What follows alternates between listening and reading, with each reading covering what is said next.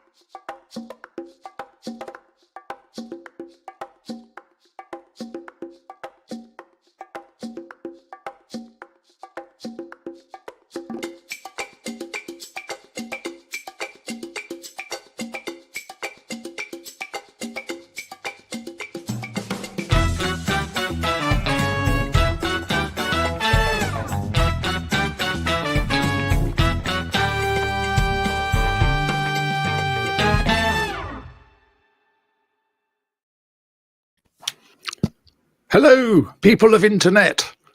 Hello, we are people of among you. internet. I've been here the whole time. Oh, no. Here, lurking on the internet. Hello, Yes. everybody, and welcome to Tech Bugs and Rock and Roll, a weekly ramblecast in which, so we appear to have got to a point where we no longer have a stable lineup of presenters. I think we just did show 2.18 twice, and I don't know what the 1.8 is for. This is 2.19. It's called Assassin's Crossing. We don't know why it's called that. 07 Rain says no Twitch today. I don't know. I just woke up from a nap. It's on and my Twitch. It was on Dylan's Twitch last week. week. Rendle's Twitch. And you So had a it's all very spammer turn up. complicated. And because I wasn't sure if you were going to be here for this one, I put it onto my Twitch. So if a spammer turns up, somebody can mod them out of existence or something. Dylan actually... Yes, it's all very complicated running your own micro recording broadcast studio. It super is. Yes, Dylan actually has the capability to wake up from a nap on time to be on stage and do podcasts. Was that a dig? Unlike you and I. Yes, I am the only member of our triumvirate who has not slept through something important. Yes. In recent memory. Okay. Yeah. So I've slept through lots of things, but the one of the big bones of contention was whether they were in fact important. Because I was very much of the argument that it doesn't matter if the programs get written at 9 o'clock in the morning, because they'll still be the same programs. And various managers over the years were like, you're setting a bad example. And I'm like, no, I'm not. I'm demonstrating autonomy and executive function and responsibility. And they're like, no, you're not. If you're not suffering, we're not paying you. That's how capitalism works. You'll be here at 9 o'clock or you'll not like it. And I was like, jobs are shit. So now I don't have one. Yay! Which is its own special kind of shit. Yeah. Mm-hmm. Yeah. I had a new experience for me. So one of the things about not having a job is you can't really call in sick because you don't have a boss. And I was going to be running a couple of online sessions with some groups this week, and I got to a point. I sat there going through the material on Tuesday night. I was like, I'm not physically well enough to do this. Like, I was sat at my desk going, I can't think straight and I can't type properly and my throat hurts and I know. I was like, so I basically just sent an email to like 22 people going, I'm sick. It's not happening. Yeah. And what happens is that 2 of them joined the call anyway, and none of them replied. But then the coordinator did get in touch and say, I'm very sorry to hear that. We can reschedule for later in the month, which was lovely. Yes, so, that's nice. But definitely the thing about being self-employed is that when it's like the sort of highs and lows. And when you have a day job, like the lows like get down to about here and the highs get up to about here. But then when you're self-employed, when it's good, it's like, oh, this is just amazing. Yeah, like I'm doing really cool stuff and I like it and I can do it whenever I like, and no one's going to tell me I have to stop what I'm doing and go to a meeting now. But then when things are a bit shit, like I remember days when I had a job and it's like, I'm just going to scrape my ass into the office and sit there all day and accomplish nothing, and no one's going to notice, and they're still going to pay me. Yes. And as I enter my 5th year of gainful fun employment, I very occasionally have days when I'm like, I want one of those days. I want a day when I can sit in the corner of a meeting room listening to other people talk bollocks and then go, yeah, I hear what you're saying. Yeah, let's put a pin in that and just, and then go home going, days well done. I had 5 hours of meetings on Tuesday. I didn't do anything else. That sounds gainful. They were actually genuinely very useful, which is what is even worse, honestly. Apparently, in this format, Origami Marie cannot see my hands, so I need to. Nope. Yeah, there's hands. Yeah. Which, of course, will be wonderful to all the people listening to the audio podcast who can't see my hands anyway, and so I have no idea what they've been missing all this time. 4 fingers and a thumb on our hands. Yes, which is an above-average number of fingers. It is. Yes, because depends on how you define average. The arithmetic mean. There we go. Not the mode. No. What is the mode? Like if anyone ever said the average and it turned out they meant the mode, like that. No, that's lying with statistics. That is. It's been too long since you did maths GCSE. Then, yeah. No, I remember the mean, the median, and the mode. Yeah. Where did you get to on your quest to take all of the GCSEs? We put it on the list of quests. Yes. It's there along with played concerts on all 7 continents, and we might be able to make that happen. No, eventually. I think Antarctica is becoming increasingly blocker, difficult. Yeah, it's not off the list though. Antarctica versus the States right now. If we could go to Antarctica and do a tech talk each and a gig, then that would get us to the top tier of speakerati. It would. You're not allowed to say speakerati. It's a secret society. I know, but everybody here has heard me say it before, so... Okay. You're all part of our secret society now. Yes, which is why we have to start speakerati too. I'm going to split it into speakerati for people who rehearse their talks and speakerati for people who don't. I went to Fight Club yesterday. It was brilliant. I got there late and I missed the rules, but I'm sure they didn't say anything important. Oh dear! It is great because I never have to Tech Talks and Rock and Roll. I never have to keep track of when any CFPs are opening or closing because there's critical mass of people who will simply tell me or say it in my presence. So I have been on a sort of vaguely serious conference-related note. So Portugal is going to be very interesting this year because look, we've got some spam. Oh, that's on Kick. Oh, that's on what's Kick? You went here last week. Yeah, I don't know, but StreamYard supports it now. So yeah. Well, clearly, that's money well spent from them. Channel. So I'm doing this on to Click, and then you can. So if you did this without talking, I could tell everyone about what's happening in Portugal in October. So there is the Azure Dev Summit happening, which is a new thing. And it's actually quite cool. It's the NDC people and the Techorama people have teamed up like a sort of tiny Voltron with like two bits of Lion, and then Microsoft is like the 3rd bit of Lion, and so they're bringing this massive event, and that's going to be in Lisbon. And because that's the week before NDC Porto, which is an awesome event that I know we've all done and we like very much, they're doing Porto a little bit differently. So it's going to be basically every day there's going to be a keynote, and then there are 2-hour workshops, and then there's lunch, and then there are 4-hour workshops. And it sounds like a really fun, like I was going through all my stuff because I've got all these great ideas, which like there's way too much for a 1 hour talk, but it's never going to work as a 2-day workshop that people have to tell their boss they want a ticket for. Because it's in that gray area where it's too much fun that anyone's gonna get their boss to pay for it, but it's sort of, and so I'm looking through it, and I've got stuff about how to build a ray tracer with JavaScript and how to build your own programming language, and like building Tetris using web components and all these kind of like, it's a fun brief, but actually there's a lot of engineering in it. And and I was looking at the setup and talking to them about that. Actually, I think that sounds kind of cool. So get a chance to get a bunch of people and sit them all down and go, right, laptops out, we're going to do something fun, but it's only for 4 hours, so your brain won't turn to pudding by the end of the second day, which I is might always submit a Zig workshop to that. Yeah, do it. It's that kind of thing. Yeah. Do you remember, did you ever do the progressive.NET tutorials, ProgNet, at Skills Matter?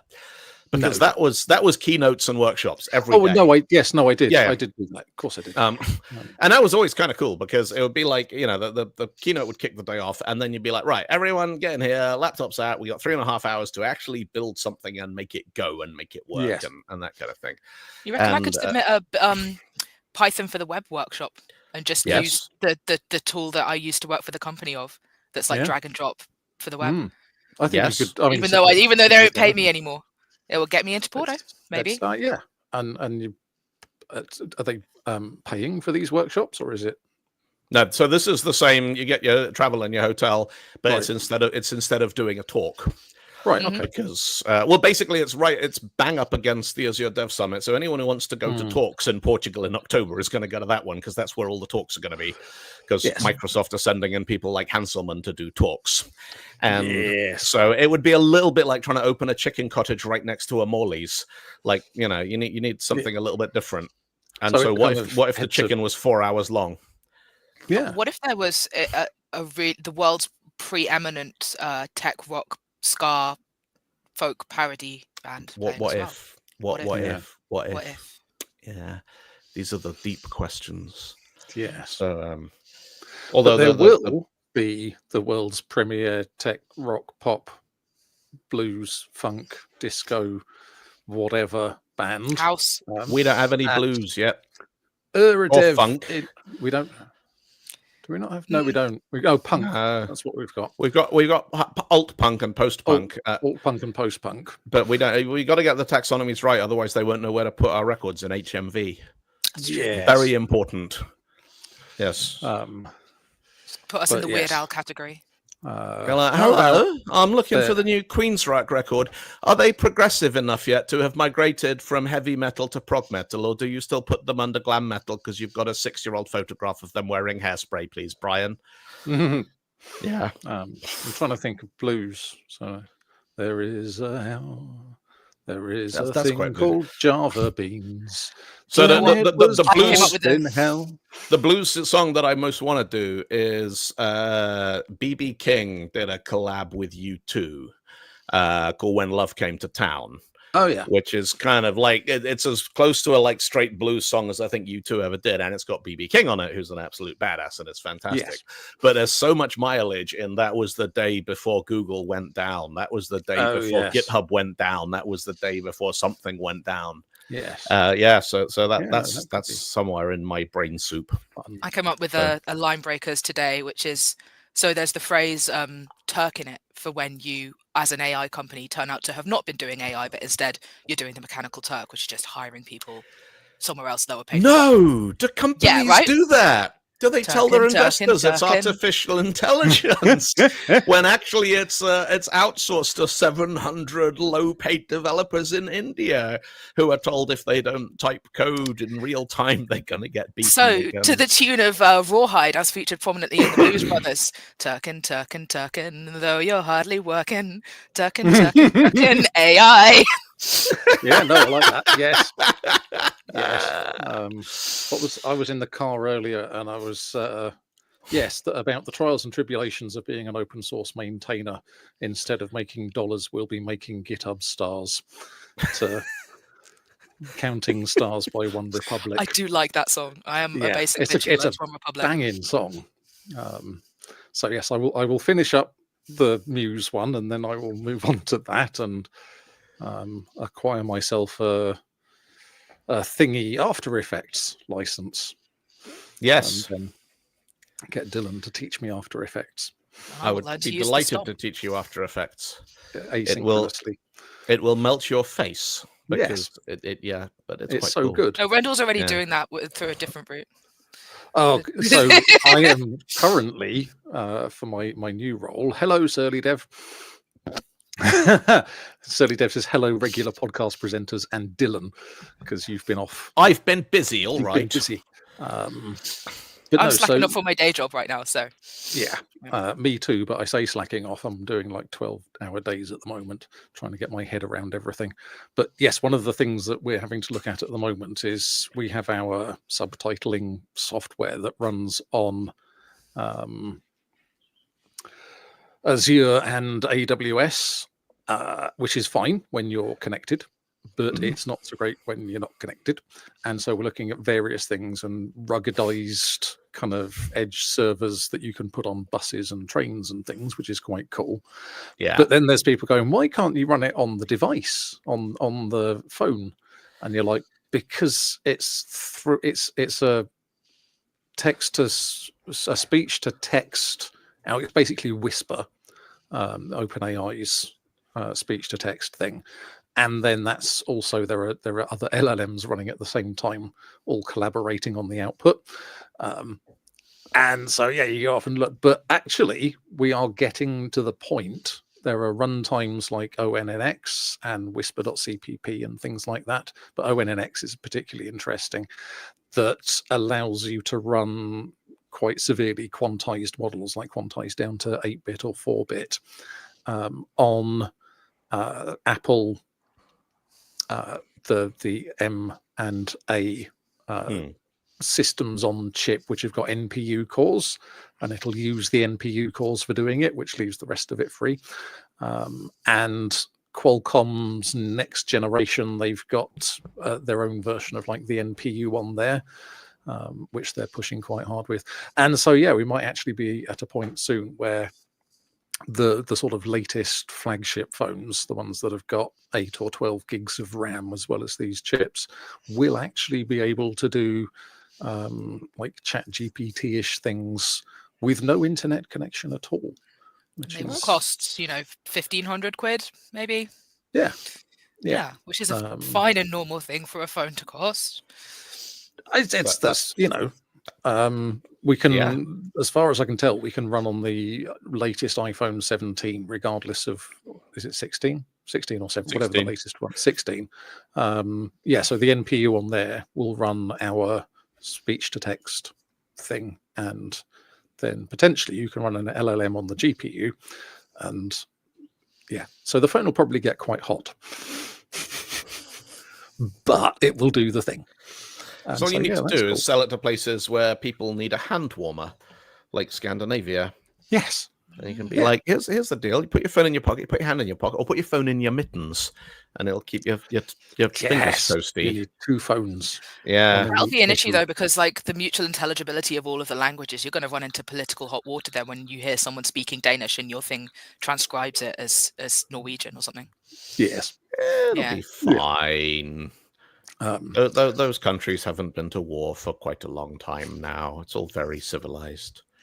So the fun thing is going to be in sort of 2 to 3 years time frame where they've shrunk that chip down again, particularly the Qualcomm one, and put it on like a 1 nanometer or whatever they're calling them now, and will actually be able to stick the chip in the glasses, and then you won't even need your phone tethered to the glasses in any way. You can just stick the glasses on and they'll do the thing. And they can be powered by the glass that's also a solar panel. Seen that? Oh, just the thing from the one that was in my Reasons to Be Cheerful. Exactly. One of my was that the one that they're going to put over all the rivers in California? No, that was a different one. That's So, actual solar panels to block the light, because the wonderful things. And they have actually, there are places where they've done that. There are canals in a South American country like Venezuela or somewhere, and they have basically put a roof on the canal with solar panels over it, because which is a good idea. And it stops the river from evaporating as well. Yeah, that's one stone. Bouncing all that. So it is really clever. But yes, transparent solar cells are now a thing. Somebody is actually ramping up manufacturing on transparent solar cells, which means your windows, never mind roof tiles and things, you can actually, every window of an office building can be a solar cell. We could cover the whole of California in solar panels, which would A, generate a lot of electricity, and B, they'd all have to live in the dark. Yes. Which would teach them a thing or two about weather, which I think they need to learn. But yes. So what have you been up to that has stopped you from streaming, Dylan? I have been. So this time last week, I was at the Railway Museum in Budapest. I was at Craft Conference because May has been absolutely crazy. I did DevOps UK, and then I got COVID, and then I was at home for a week. And then, fortunately, the COVID went away and time for me to go to Oslo. So I did Oslo, and then I did Tekoraba, and then I did Craft in Budapest. And then I came home, and while all this is going on, I have been refurbishing a flat with my partner who has just bought it, which is absolutely the kind of exhausting work that you forget exists when you do software for a living. Because even when you've been thinking really, really hard, like you forget that when you've spent an entire day carrying timber up 2 flights of stairs and then laying floors, and the next day your hands don't work. You kind of wake up and you've got like, I can't hands today. They don't move. No hands for me. So, and it's also the context switch. It's like, this is all work that you can comfortably get into the zone. But the idea that you can sit and do sort of, deep brain work for 3 hours and then go, right, let's go and drill holes and stuff. It just, does not, no. No. And last week I was hoping to join from the Railway Museum, which would have been really awesome. But the internet there was good enough to like sit and do email and stuff, but probably not good enough to stream. And also there was nowhere quiet, because it's all these great big industrial sheds full of very excited Hungarian developers talking about code and AI and all this kind of stuff. And so I just was like, nah, this is going to be an hour of me running around going, I found a quiet spot. No, it's not quiet. Oh, I'm here. No, oh no, the internet's just dropped. Look, I found a quiet spot. Oh no, somebody behind me is playing the bugle. Oh no, yeah. Which talk was it you were doing? So I have a talk about plain text that I do. It was plain text. I was wondering. Yeah. And so whatever the click thing is, I think we should probably take it out the back and beat it with a golf club until it's dead, because it's just getting spam. It's just doing it again, isn't it? I'm going to see if I can. It's the same message with the same Discord same message, but Hyper Squad 12. That's there. If you know who that is, push them in a canal. You could probably blacklist that string from your Kick chat. Can you? Why? Like, I could probably do that. What is figure out how. So anyway, I was doing this talk about text encoding, and doing it in every country I do it in. I try to figure out. There's a thing I always look for, which is the point where you can say to the audience, "This makes perfect sense, right?" And about 2/3 of them, who are the ones who grew up there, will just go, "Yeah, that's obvious." And the other third, who are the ones who did not grow up there, are looking around them, going, "Sorry, what the no." And the Hungarian alphabet is really interesting, because they you get into the semantics of what is a phoneme versus a glyph versus a character versus a letter. Because English, for example, we don't have a letter for ch. If you need to say chicken, you can't say that in English because we don't have a letter for the first bit. So what we do is we put a C and an H together and we say that's ch. But the rules of English say that's not a letter. That is a digraph, and it's not a letter. It's two things together. And in English, digraphs aren't letters because they're not. Because the Ministry of English said so. Whereas in Hungarian... Whereas in Hungarian, they go, well, if we put like an S and a Z together, that's totally, and so they have to do that because that's an S, because an S on its own is a sh. So Budapest is actually Budapest because it's just got a sh in it. And Laszlo Biro, the inventor of the biro, is Laszbiro. Wait, so hang on. Biro, I think, because does it not have an acute on the I? I'm not Hungarian, so I don't know. But sorry, Rendle? Black Widow was right. About what? Budapest. Yes. Yeah. Ah, there you go. So yeah, but Laszlo Biro, Laszlo is not a 6-letter. Laszlo is not a 6-letter word. It's a 5-letter word because SZ is 1 letter. Yes. And so I'm there looking through bits of documentation and Wikipedia and all these kinds of things. And I thought the best way of figuring this out would be to see if there's Hungarian language Scrabble. And so, and apparently this exists. I couldn't find a photograph of it on the internet anywhere. And then I remembered that I was in Budapest, and they have shops there. So I went to a shopping mall and I bought a Hungarian language Scrabble set. And it's absolutely fascinating because, so officially the Hungarian alphabet has 44 letters. But is that including all of the different accents? Like, is O double acute a different letter than O? So it's got 4 different things that English people would consider to be O's served with different salad. Yep, it's got an O. It's got an O with a grav. It's got an O with a diaresis and an O with a sort of double grav thing that I have never seen. It's acute, not grav. Sorry, it slopes the other way. Yes. And the same with a U. And they've got one of them is a trigraph. So the word jungle in Hungarian is spelled DZSUNGEL, but DZS is J. Yeah. So that's just one. Yeah. That one was added in 1984. In 1983, that's so recent. DZS was a D followed by a ZS. And then they went, actually, you know what? No, that's a thing.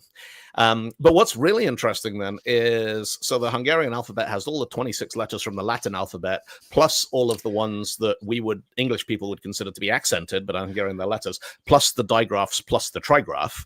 But then Hungarian Scrabble goes, well, you know what? The W and X and Y and Q aren't really Hungarian letters because they only exist so we can spell foreign letters. So we're not going to put them in the Scrabble set. Sadly, Dev, they have Üzletek. They have Üzletek, apparently. Yeah. Üzletek. So shops. Shops. And Maggia. So if you're joining us late this week, welcome to Tech Bugs and International Linguistics. And so I got to this wonderful point where I'm like, okay, so the Hungarian alphabet has 44 letters. Unicode does not assign code points to the digraphs. Not in Hungarian. Right. It does in Serbian. Because Serbian there's a rule. Serbian is spelt in Cyrillic or Latin. The language can be spelled in either alphabet. And there is a requirement that it can be losslessly transliterated from the one to the other and back again. And so the DZ, D, is a Unicode digraph with a code point as a single letter, which is actually 2 letters. And it has a capital form where the D and the Z are both big. It has a title case form where the D is big and the Z is little, and it's got a lowercase thing, which is a lowercase d and a lowercase z. So it's got 3 different forms, but Hungarian doesn't use that. And the main reason they don't use it is apparently that it's not on their computer keyboard. So it's easier to type DZ whenever they do that. So you get this wonderful thing where the Hungarian alphabet has 44 letters, 40 of them are in the Scrabble set, 36 of them are on a computer keyboard, and 38 of them are in Unicode, apart from one which is but isn't, because it is, but they don't use it. Right. The beauty of it is that if you see written Hungarian, you do know how to pronounce it, if you know how to pronounce all the bits. None of this English nonsense. Yes. Yeah. So it occurred to me recently that we should develop a definitive alphabet where every sound is unambiguous, because I give you Exhibit A. It occurred to me that on a phonetic reading, Star Wars, it's not Star Wars at all. It's Star Wars. Star Wars. Because so because AR. Do you want me to run and get Tristan for this, or my spouse is a keen amateur linguist? We should have the Tristan and Willow cast. After the bomb blew my head off, I didn't need a comb in my tomb. There is a wonderful poem called The Chaos by a guy called Gerald Noyce Trinite, which is just a riff on English pronunciation and all the ways in which it doesn't work. Dearest creature in creation, studying English pronunciation, I will teach you in my verse sounds like corpse, core, horse, and worse. I will keep you, Susie, busy, make your head with heat grow dizzy, tear in eye, your dress you'll tear, queer fair seer, hear my prayer. Pray, console your loving poet, make my coat look new, dear, sew it. Just compare heart, hear, and heard, dies and diet, lord and word. And then it gets into words that even English speakers are like sword and sword, retain and Britain, mind the latter how it's written, and things like the fact that Stunzels is spelled studding sales, and English speakers used to pronounce the word housewife as hussif, which is one that I had to look up because I didn't know why it was in the poem. And it's foxel. Foxels, foxels. Forecastle. Foxel. Yep. Yes, this is why Americans struggle. But and sward is something to do with like fields and grass and lawns and things, isn't it? Yes. That one I don't know. Sward with an A. Yeah. SWARD. Yes. But I knew it was vaguely gardening.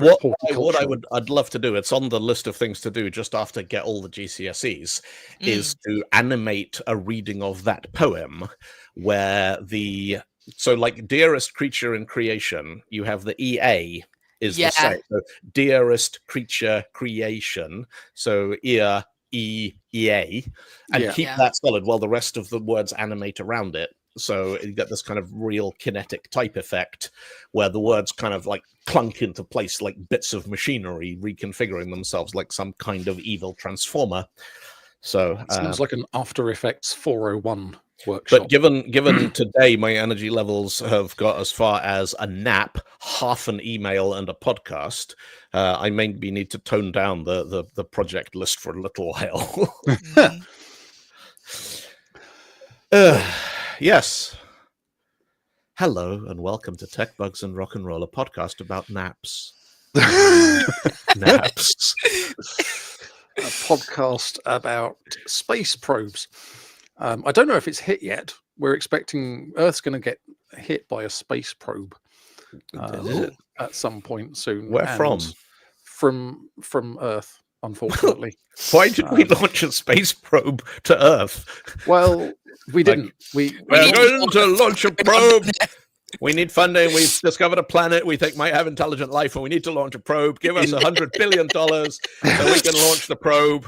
And then, we launch the probe, and we expect to make contact with the probe any minute now. Unfortunately, there was no intelligent life. The hilarious thing with it, though, is it was launched in 1972, so it has been up there in Earth orbit for my entire life. Yeah, this thing has been whizzing round and round after the Russians launched it in 1972, and it's the Cosmos 482 probe, and it was supposed to go to Venus. And they'd already sent one probe to Venus, and it made it, and it slowed down, and it inserted itself into orbit, and then it made a descent, and this was the first thing that we sent to Venus. And we were kind of like, oh, I wonder what Venus is like. It's a bit dusty, isn't it? No, it's not. It's surrounded in lots of acid, very, very hot sulfuric acid atmosphere, and also incredible pressures. Neil deGrasse Tyson worked out how long it would take to cook a chicken just by leaving it on the surface of Venus. It's 1.5 seconds and then it burns. So a bit like maths undergrad at Cambridge then. One of the reasons why landing anything on Venus is difficult is that the atmosphere will melt solder. Yes. So if you put electronics on Venus, they just rapidly disassemble themselves. But this Russian thing that they sent, they had no idea what it was going into. But it made it to the surface, and it took about 4 minutes of footage and managed to send it back. And then it just died. And so the one that's been whizzing around the Earth since is a lot stronger. It's designed to withstand descending to the surface of Venus and recording stuff and sending it back. But it didn't get there, and it's been in orbit, and it's been in a very, very slowly decaying orbit, and some point it might have already done it, I haven't checked, but at some point it is going to enter the atmosphere, at which point it will descend quite quickly. But most things, when they do that, stuff hits the atmosphere and burns up every day. But this won't, you see a because it's shooting for star. Venus. But this won't, because it's armored and rugged for Venus, and so it's going to go straight through the atmosphere. So where do we hope it's going to land? I can think of some examples that I won't share publicly. I'm going to say the White House. Yeah. I'm going to say just, it was 482 person who's asking the Cosmos number. But yes, and somebody has an issue with that 1.5 second number because it takes longer for the heat to transfer into the chicken, which is fine. But when the chicken's being compressed by the whatever it is, 60 atmospheres pressure at the surface of Venus, then it stops being chemistry and starts being physics at that point, I think. Well, yes. I mean, honestly, so it would have to be a golf course at the weekend to be effective for it to land. Let's just say Trump's head. That'll do. If the Russians still have any control, then maybe that's something somebody could look into. I'm tapping the sign. We don't know. Okay, the sign. All right. Sorry. Yes.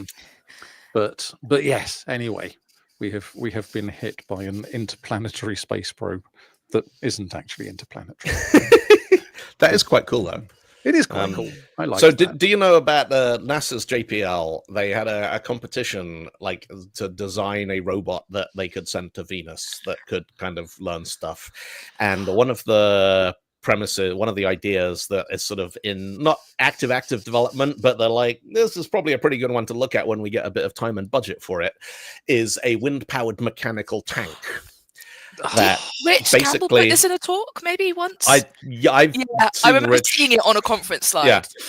And basically the idea is that you drop it on the surface of Venus and it doesn't have any electronics or motors or anything. It's a wind-powered tank. It just goes, it's made of pig iron and stuff. And it's got little mechanical, like, probes that will sort of dig into the soil, and so you can tell whether it's on rock or soft ground, and the probes are mechanically linked to discs on its back that will spin because they're spring-loaded. And then there's a satellite in orbit which bounces radio signal off the discs, which have got like a half mirrored pattern on them, so it can go, we know where it is, we know which way it's going, and we know that it's quite sandy where it is right now based on the discs, and they have no control. They cannot steer it, they cannot start it, stop it, make it go, tell it to take a sample now, do any of that stuff. But it would still give us more information about the surface of Venus than we've got, which is quite amazing. Yeah. That is insane. Apparently, that probe crashed on the 10th of May into the Indian Ocean. There you go.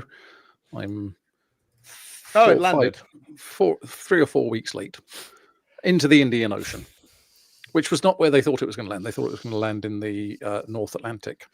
Well, splashing is difficult. Yeah. It is. Also, it was tumbling probably, which makes it very difficult to keep track of it.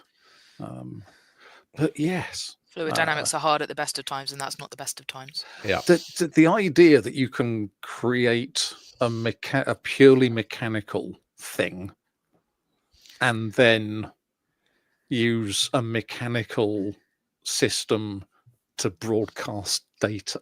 Yeah. And I love that. It's amazing. It's like the Jacquard loom and the punch cards and that sort of level of stuff. It's steampunk Venus exploration. There's a dead end of, well, not dead end, it's still done in some very, very niche applications, which was analog simulation using electronics, which was things like modeling I believe Ford used this to model the suspension systems on cars, where what they did was they built a circuit where a capacitor represented the shock absorbers on the wheels. And then they would run a current through it. And if you wanted to simulate a gentle bump, you would just turn the current up and then down, like a little bit. And if you wanted to simulate like a speed bump, you'd go donk. And you would see how well the capacitor would filter out that bump in the signal. And then there'd be like a buzzer and a lamp. And if the buzzer buzzed, it meant that the people in the car had just been jerked uncomfortably and you needed different shock absorbers. And you could build like entire, literally one-to-one mapping the behavior of mechanical systems under physical movement to the behavior of electrical components under different resistance and current and voltage. If the equations is the same, you know? And then you use it to be like, right, that's what kind of spring we need in the shock absorbers on the new Ford that we're making. So cool. And because it was so specialist as opposed to, general purpose digital simulation, it kind of died a death. But there was a definite point in history where you could not simulate vehicle suspension in real time using a digital computer because they weren't fast enough. But you could build a circuit in your lab and simulate it on that. It's not how lovely. Like drug discovery and some of the quantum chemistry stuff is. We're going to use quantum computers about, I think. Yes. Like it's a similar thing where it's like you actually are using the same physical sort of relationships. Yeah. You're not simulating them. Yeah. Yes. That's well, according to a chap I saw on YouTube, the entire universe actually is just a quantum computer and we're all just qubits. I'm right with it. So that which, it's as likely as any of the other explanations of quantum behavior that I've seen. And Origami Marine has said there are waterway simulations that are all just miniatures with water and mechanical systems that control the tide movements, which that makes so much sense. I want to play with that. That's I wonder if there are people, like Hornby model railways and things. You could do that with like canals and have little sort of 00 or 000 gauge canal boats. I guarantee you there's a subreddit for it. There will be a subreddit for it. That's the sort of corollary to Rule 34. And I really don't want to get into the trains because I've seen that and it's no, thank you. Bye. I made a friend in Oslo, not a conference friend. I went yarn shopping with one of our speaker friends, and we met somebody at the yarn shop. And now the three of us have a little chat where we're talking about crafts. And this friend is a weaver. That's one of the things that she does as yarn crafts. And I am frothing at the mouth because I'm like, I do not have the space, don't have the time, don't really want to spend the money to get into weaving, but eventually it'll happen. And I feel like it's the same. It's like I'm staring into the abyss of knowing that there's like an obsession that I'm so vulnerable to. There's a thing you can do with weaving where you go sort of vertically, just wrapping yarn, and then you go horizontally and sort of start weaving it through. But then you also go diagonally across it, and then you go diagonally the other way. And you end up with this incredibly kind of thick blanket that's sort of woven in 5 different directions or something. And then you go in and you snip in the right places, and it becomes a quilt covered in pom-poms or half pom-poms. That's sort of how velvet gets made. It's you sort of weave together 2 backing pieces, and then you cut between them. And then you've got the little fronds. Oh, is that what does that? Sort of. Yes, I think. This is obviously like that at a larger scale. But it looked like an awful lot of effort, I think is probably the thing. Yes. Yeah, whereas like I'm knitting a sock. This is as much space as it takes up is this. Yeah. So I have been given permission. I can show this on stream, but I am not allowed to open this until Smol Rendle gets back from school. Is it a Switch 2? It is a Switch 2. I have a Switch 2, and it's the Mario Kart bundle in as well. And so, yes, I went and picked that up at lunchtime today from Curry's. So now I am basically impatient for Smol Rendle to get home. And we can play the Mario Kart and whatever else there is. And stuff. I'm excited to get back into Animal Crossing. I do think I need a Switch 2 now to get back into Animal Crossing, which is why that's the title of this episode. The reason that's the title of this episode is that Smol Rendle, who is 14, has been building his own Animal Crossing in Microsoft's Make Code Arcade, which is Microsoft's version. It's like Scratch. And so drag and drop, but then it does this magical thing where you can say, okay, now I want this to be JavaScript, and it will just translate it into JavaScript. And it will also do Python. And when you translate it into Python, it's over 10,000 lines of Python code. When it's the block thing and he zooms out, it looks like when you're a kid and you just get all your sort of big chunky Lego bricks and you don't care what color they are, and you just throw them together to build the biggest wall that you can. And that is what it's so complicated. Transpiled code is He's really seriously good, right? pushing the limits of what this thing can do. But yeah, you can go into shops and you can buy things and you can take them back to your house and you can put them in your house, and he's, it's absolutely insane. He has not once come to me with a problem and gone, I'm stuck, how do you do this? He's just figured it all out by himself. And he's an artist as well, so like all of the visual stuff for that he's going to be able to do as well. He's done all the pixel art for it and it looks great, and I'm just kind of like can't get him to sort of do homework or revise or any of that sort of stuff. But he's your kid, like, are you surprised that no, not at all. But yes, and then we got into a conversation about how we could combine different mechanics, and I was like, you could put Assassin's Creed, mix Assassin's Creed and Animal Crossing, and then you can do all the Animal Crossing stuff, but you can also have occasionally what's his face, Tom Ezio Nook. Tom Nook gives you a contract.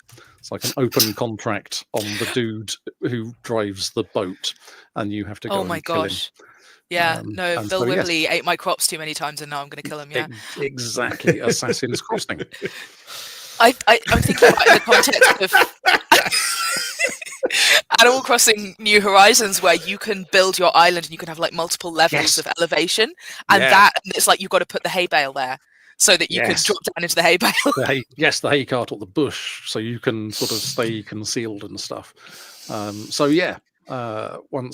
the Make Code arcade version is followed. This was the other thing, because I was like, do you not want to switch to Python or JavaScript? It would be so much easier. And he's like, no, I know what I'm doing with this. And then it occurred to me, Animal Creed, somebody's asked why not Animal Creed, and I will just say it sounds like a kind of Rocky spin-off. I think it's not as obvious. It's the long-awaited Rocky Muppets crossover. That's what it is. Exactly. Yeah. Yes. Kermit the Frog on the steps of the Philadelphia town hall shouting, "Piggy!" But no, it's kind of, people go, oh, Scratch, that's not proper programming. They go, oh, Make Code Arcade, all these block-based programming things. If you look at Unreal Engine 5, there are two ways that you can script that mainly, and one of them is a very kind of limited subset of C++, but the other one is blueprints, and an awful lot of the games that are on Steam and consoles and everything else, there's very little custom code. There's kind of, people will occasionally use C++, but they'll use it to write a custom node for blueprints. Everything else is handled with this drag and drop and set values and all this sort of stuff. And so I'm kind of like, well, if you can build something that sort of like Animal Crossing meets Zelda with that level of complexity, including cheat codes, by the way. He's got cheat codes so he can go in and give himself a ton of cash. You need that. You need that for testing. But if he can do that with Make Code, then I'm guessing he can probably handle Unreal's blueprint system. And then, I mean, we as software engineering are now entering a phase where people are like, well, you don't actually need to write code. You can just do natural language and hand it over to an agent or whatever. Yeah. No, but block coding stuff is more precise than that, is closer to code than that. Yes. So if you're going to take pot shots at block coding stuff, you need to be also taking pot shots at like people who are not directly writing code themselves. Yes. No. So I'm going to set him up with an Unreal Engine thing, and he's already way beyond anything I've ever achieved in Blender, building models and stuff. So no, I think that could be interesting. So when he makes it big, are you going to buy the private island and all of the speakers will just move there and we'll have our That's the plan. Yep. There will be once a year Speakerati-Con on my private island. Well, Ben's private island, to be fair. The good thing about it being Ben's private levels island, of elevation and hay bales. There will be multiple levels of elevation, but there will also be several roller coasters. So Roller Coaster Tycoon is also in this mix. Oh, So yeah, the slight difficulty with the whole private island thing is that there are two kinds of good island, and one of them has a whiskey distillery on it, but very little else going for it other than sort of proximity. And the other one is very nice and is tropical and has beaches and everything, but it doesn't have a whiskey distillery on it. Well, this is a niche in the second market. one is much easier to fix, though. Well, I don't need a whiskey distillery. I don't think. I mean, yeah, you could build a whiskey distillery, but then it's about 16 years before you get anything good. Whereas if you buy an island that already has a whiskey distillery, it's got all the barrels there that you can just be like, snaps. I had a grand time in the Scottish Islands last summer, going around all the whiskey distilleries. You can see if Jura is for sale. You could put a big Centre Parks dome over one of the islands that has a whiskey distillery. Oh, and just breathe in the fumes. And just no, with chimneys for the whiskey distillery, so that goes outside, but with a little outlet, so you just get a nice level of. Oh, that smells lovely. Are you familiar with the expression "the angels share"? No, it's so when you bottle a barrel of whiskey. You lose a little along the way. For nominally, the angels share is due to evaporation. Okay. Does it refer specifically to evaporation through the barrel as it ages, or I think it just refers to? Oh, we thought there was more whiskey than this. We're not sure where it went. Oh dear. The angels.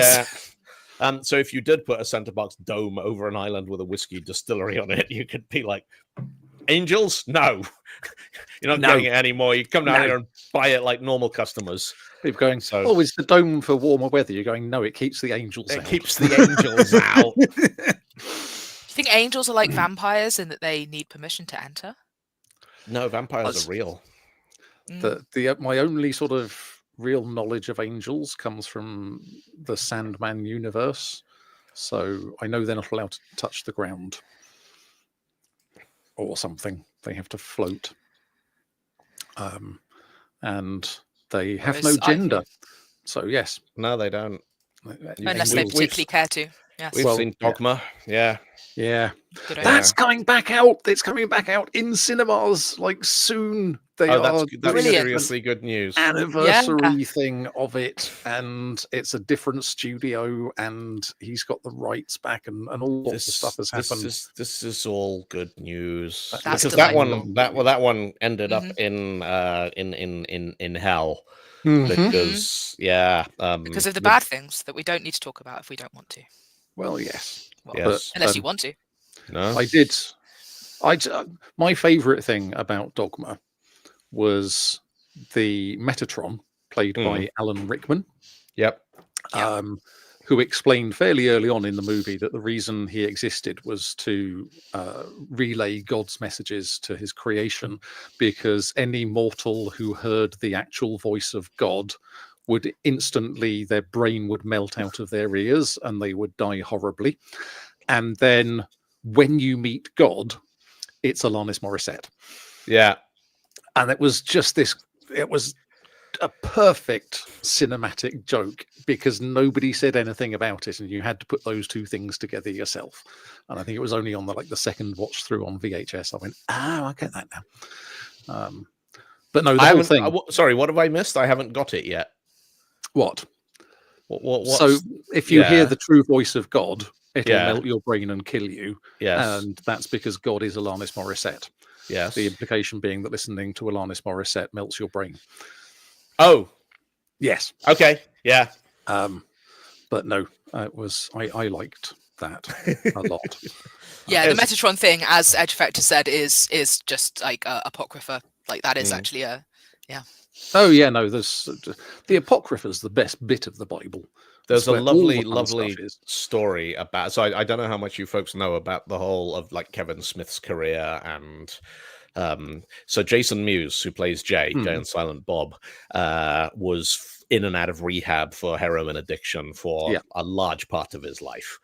And there is, Kevin Smith wrote this absolutely heartbreaking series of essays about what it's like when your best friend turns up on your doorstep because he's homeless and you let him in and he steals your stuff and sells it to buy drugs and this kind of stuff. But when they did Dogma, Kevin Smith goes to Jason Mewes, they're like, look, we're not messing around anymore. Like, this is a big movie. We've got real movie stars. We got this guy Alan Rickman.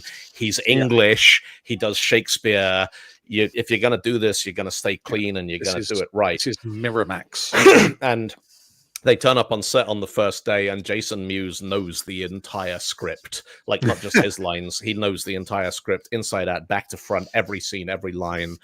And Smith takes him aside and is like, "You learn the entire script?" He goes, "Yeah, I didn't want to mess up in front of that Rickman guy." And I'm just like, all right, that's brilliant. Yeah, but no, I love them. They're just. I saw when what was the weird movie he did? Kevin Smith did about the Christian cult. It was called Red State or something. Yes. And I saw the director's Q&A that he did. I saw the movie and then the Q&A at the Prince Charles Cinema. And it was a question and answer in the sense that he came up after the movie. He talked for 45 minutes. He took one question and answered it for an hour, and then we were out of time. Mm-hmm. Ideal Q&A session. Yeah. Yes. But very, very interesting guy. And yeah, Steven said Alan Rickman pursued him for a part in the movie. Rickman apparently worked for Equity Scale, which is like the actor's minimum wage, and did all these kinds of things to get that movie made. So I remember when I first saw, I'll say Clerks, respect the original pronunciation, and it was it completely changed my idea of what was valid as a Hollywood movie. Black and white, like the shutters on the front of the window.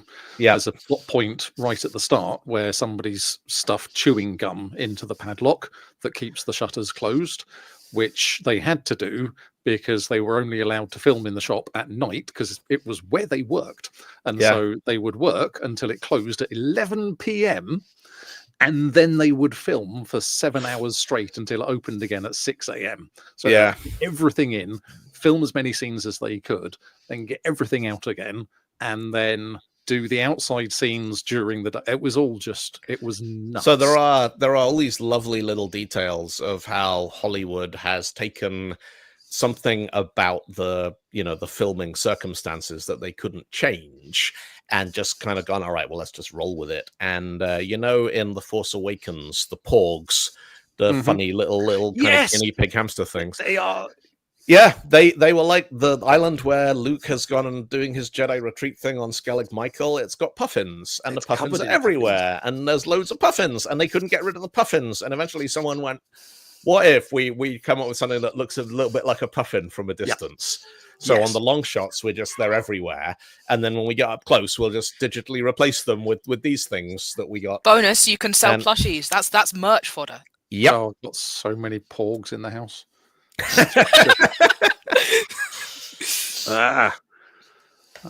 So I wonder if that when they show Chewbacca and he's got like 6 of them roasting on a spit, clearly those were actually puffins.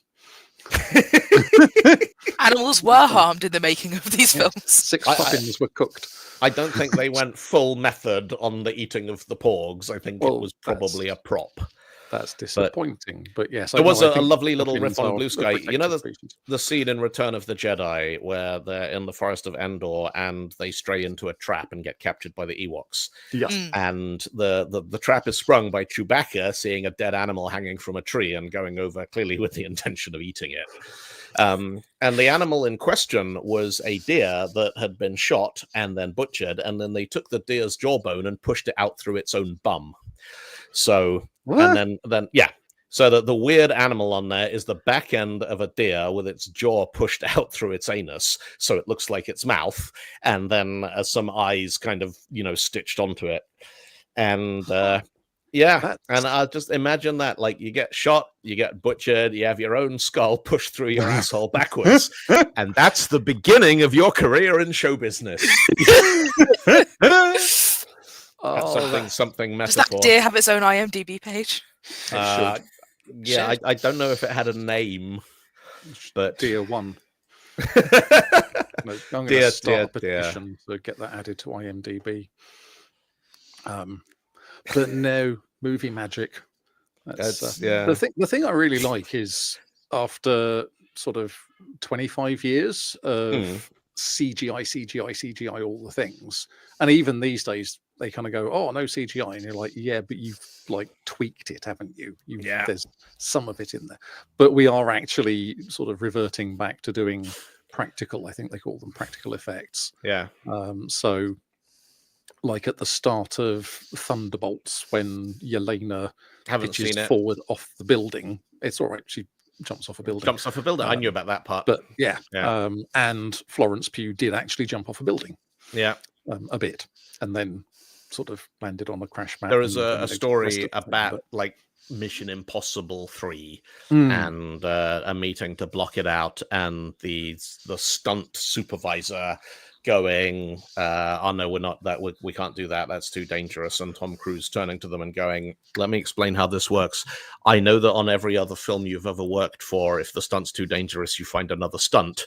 But on my movies, if the stunt's too dangerous, we find another stunt coordinator." Yes. And the guy's like, "Right, we're going to hang Tom Cruise off the side of an aeroplane that's actually flying." Yeah, okay. And they did. Have you seen the thing where he was talking about the first movie, the famous scene where he kind of drops from the ceiling? Yeah. And so he had coins in his trousers because if you actually pivot somebody on their waist, your top half is much heavier than your bottom half. So he was way down with coins at the back. I mean, other stuff as well. But they had to use coins to get the balance perfect. Yep. And then he had to kind of stay without moving and sort of just use his core strength to do that. And so he's there doing that, and Brian De Palma is there sort of looking through the thing and going, "What's going on?" And Brian is not shouting cut. And Tom Cruise is like, "I'm damned if I'm going to give in until he shouts cut." And so for like, they said it felt like minutes, but it was probably just like 10 seconds. But he's hanging, and there's this battle of wills going on until Brian eventually goes, "Oh, all right, cut." That's like me learning how to like do the planking thing during rowing training as a teenager out of like spite by refusing to be the first person to tap out. Yeah, the scene in Shawshank Redemption where Andy Dufresne meets Red for the first time in the prison yard, and Red is just bouncing up. He's got a baseball and he's bouncing it off the wall as they chat. And it's like about 90 seconds of kind of slow dialogue. And they had to shoot that over and over again. And so Morgan Freeman spent 9 hours that day bouncing the baseball off the prison yard wall without missing a beat or dropping it or anything. And then he turns up the next day, he's got his arm in a sling because he's done it. So brilliant. So Surly Dev has said that Wilson the volleyball has an IMDb page. Yeah. So if that inanimate object can have an IMDb page, then I don't see why that deer shouldn't. And 07 Rain remembers the coins being in the shoes, which is entirely possible. And they have a stack of coins inside the clock tower where Big Ben is. Oh, yes. It's how they make it go faster and slower. If Big Ben's... I will, for the duration of this podcast, refer to the clock as Big Ben. Please do not send us email pointing. Big Ben is actually the bell. The clock is known as the Elizabeth Tower. So when Big Ben goes a bit quick, they have to put a coin on one of the spring mechanisms. And when Big Ben goes a bit slow, they take a coin off. And that's how they regulate the mechanism. It's the Elizabeth. It used to be the St. Stephen's Tower, and they renamed it the Elizabeth Tower. Gotcha. To go with the Elizabeth line, the Elizabeth Conference Centre. After I stopped caring about London, yes. Milkshake, the Elizabeth, all the things. Yeah, the Elizabeth. Yeah, I did a study of Big Ben for my art GCSE, and then it was St. Stephen's Tower. So, yes. So technically, I did a study of St. Stephen's Tower. Yes. So good old St. Stephen. What did he ever do for us? Start a sweepstake on how long before it becomes the Charles Tower. No, it'll become something like the Ozempic Vodafone Tower, brought to you by Parliament in association with Braundo. Yeah. No. Hashtag good for the economy. So, eat out to help out. Yes, we've done it. We've done yet another hour of completely aimless. It's like I said in the group chat earlier. Artisanal bullshit. This is valuable in today's day and age. I swear, it flies by. these Yeah. things and stuff. So yes, that's it for this week. I'm gonna get back to investigating on device AI runtimes and and we will. Everyone here next week? I think No, we're at DevSum, Dylan. Are we at DevSum next week? We are at DevSum. I will have spoken, I think, by that point, or maybe be on stage. I'm at DevSum next week, so maybe. Okay. So well, we'll see if you can join from DevSum. I will try and line somebody who is not at DevSum up just in case. I will be here next week, and then jumping in the car and driving to Donington for download. Of course. Where I am not speaking. No. But I will be watching Opeth and Green Day are headlining on the Friday. Bill Bailey's played download. Yes. So it's not completely beyond the pale. Oh yeah. I did a couple of festivals when I was doing that stuff, but never made it to the comedy tent at Glastonbury, which apparently was a real trip. So we should try and make Line Breakers at EMF Camp happen at some point. Line Breakers at EMF would that be would awesome. Be banging. It's very easy to make Line Breakers at EMF Camp happen. It starts with paying us lots of money, yeah. No, EMF Camp is very much you all have to buy your own ticket, even if you're performing. So all we need it's to with do... someone, not necessarily EMF Camp, just somebody giving us lots of money to make it happen. No, that would then we'd get into a tax nightmare. I don't want to do that. It would be complicated. So don't pay tax. Yes. No, you do have to pay tax. You remember? Bob never paid any tax, and oh no, wait, he got in trouble for that, didn't he? Yeah, my accountants are still probably paying for my blood. I need to fix that. Okay, so thanks for everyone for joining us. Thank you for tuning in, folks. We'll Thank see you you next for week. not mentioning that till the end, Rupert, because I'm not saying that on air. No. But yes, so some of us, all of us, will see you next week at 4:00 on YouTube, Kick, Adios. Twitch, LinkedIn, and bye. Bye.